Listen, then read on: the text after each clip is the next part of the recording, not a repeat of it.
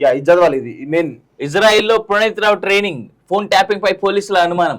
Phone tapping case దర్యాప్తులో సంచలన విషయాలు వెలుగులోకి వస్తున్నాయి. ఈ కేసులో అరెస్ట్ అయిన నిందితుల ఫారిన్ టూర్స్ పై పోలీసులు ఆరా తీస్తున్నారు.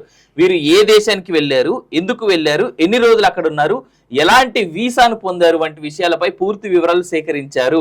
దీంట్లో భాగంగానే ఇటీవల నాంపల్లి కోర్టులో జరిగిన వాదనల్లో ప్రణీత్ రావు ఫోన్ ట్యాపింగ్ కు సంబంధించిన లేటెస్ట్ టెక్నాలజీలో శిక్షణ కోసం ఇజ్రాయెల్ వెళ్లినట్టు పోలీసులు అనుమానిస్తున్నారు. దీంతో ఫోన్ ట్యాపింగ్ టార్గెట్ ప్రకారమే ప్రణాళికాబద్ధంగా సాగించారని పోలీసు వర్గాలు చెప్తున్నాయి. అంటే చాలా క్లారిటీగా, చాలా క్లియర్ గా మమ్మల్ని దగ్గరుండి టికెట్లు కొనిచ్చి పంపించారు, మేము ఆడు ఉన్నాం, తెలిసిపోతుంది. పాస్పోర్ట్ చూస్తే ఆయన ఇజ్రాయెల్ వెండా లేదా ఇక్కడ వెండా అని చాలా స్పష్టంగా తెలిసిపోతుంది. అసలు ఇజ్రాయెల్ లో ట్రైనింగ్ అని ఒక్కడు వెండా, ఈయనొకడు ఎట్లా పోతాడు, నాకు తెలిసి ఇంకొక 2-3 పోయి ఉంటారు. వాళ్ళు ఎవరు, అసలు వాళ్ళకి సంబంధించిన డీటెయిల్స్ ఏంటి, ఇవన్నీ కూడా తెలియాలి వాస్తవంగా.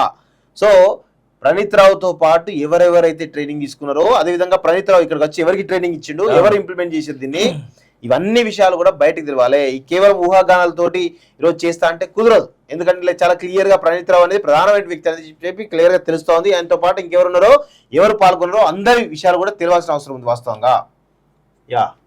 గేట్లన్నీ ఓపెన్ అట. చేరికలపై AICC green signal, CM Revanth రెడ్డికి హైకమాండ్ ఫ్రీ హ్యాండ్. కాంగ్రెస్ లోకి వరంగల్ మేయర్ గుండు సుధారాణి గాంధీ భవన్ లో జగ్గారెడ్డి సమక్షంలో చేరిక అంటూ చూస్తున్నాం. మానవతరాయికి కాంగ్రెస్ కండో కప్తున్నా జగ్గారెడ్డి అంటూ చూస్తున్నాం.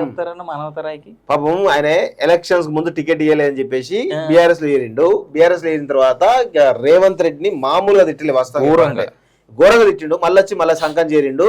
ఇక అసలు వాస్తవంగా కట్టర్ కాంగ్రెస్ గా ఉండే వాస్తవం ఆయన ఉంటే ఈ రోజు కార్పొరేషన్ చైర్మన్ కీలకమైన పదవి వచ్చేది మానవతరాయికి వాస్తవంగా. ఆయనకున్నటువంటి క్రెడిబిలిటీకి వచ్చేది వాస్తవంగా. కానీ ఆయనే కట్టర్ కాంగ్రెస్ చెప్పుకున్నటువంటి మానవతరాయి ఈ రోజు కేవలం టికెట్ రాలేదనేది ఒక ఉద్దేశంతో ఈరోజు పార్టీ మారిండు. సో ఆయన ఒక పార్టీలో లాయల్ గా ఉంటే ఈరోజు ప్రధానమైనటువంటి పొజిషన్ ఉండేవాడు వాస్తవంగా చెప్పాలంటే. ఏం చేస్తాం పాపం, కొందరు నిర్ణయాలు అట్లే ఉంటాయి వాస్తవం చెప్పాలంటే. టైం అది అంతే, వాళ్ళు ఏదో అనుకుంటారు, అది ఇంకేదో జరుగుతుంది. అది